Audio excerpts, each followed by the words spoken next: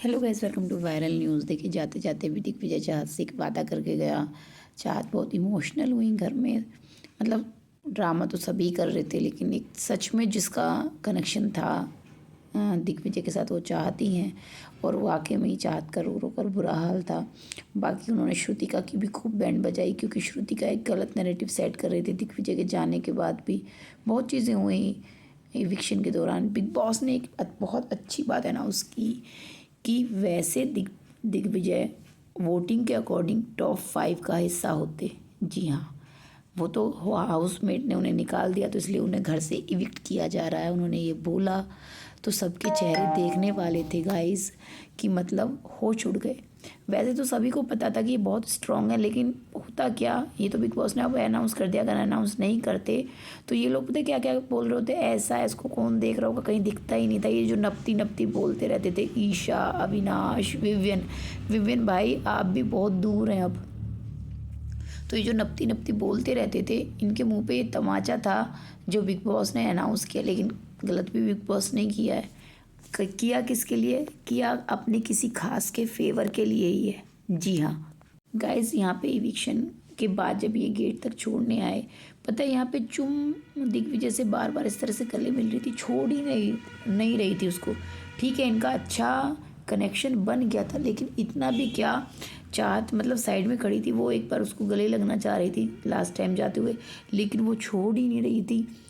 ऐसा है कि आपकी दोस्त ने ही निकाला। अब देखते कितनी देर आप उस दोस्त से बात करे बिना रह पाती हैं। आप नहीं रह पाती। अभी कह ही रही थी ये लाइव में चुप, कि करणवीर से गई थी, यार वो अकेली बैठी है चुप।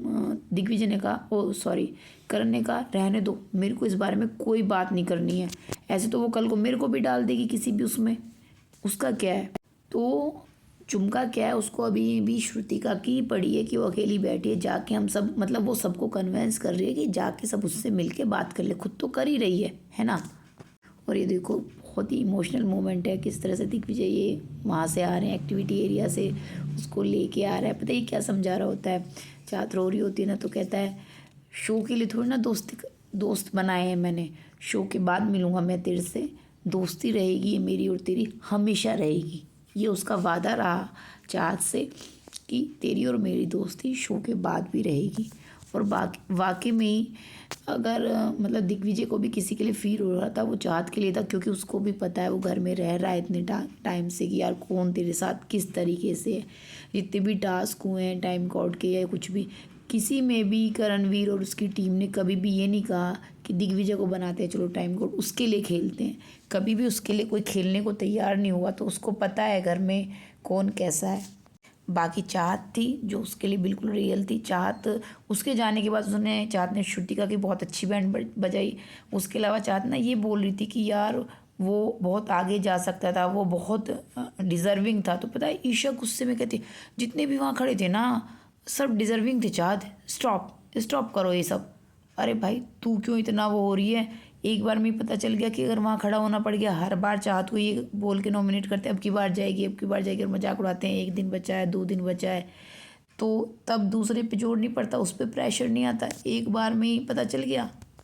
ओके गाइस, मिलते हैं नेक्स्ट वीडियो में।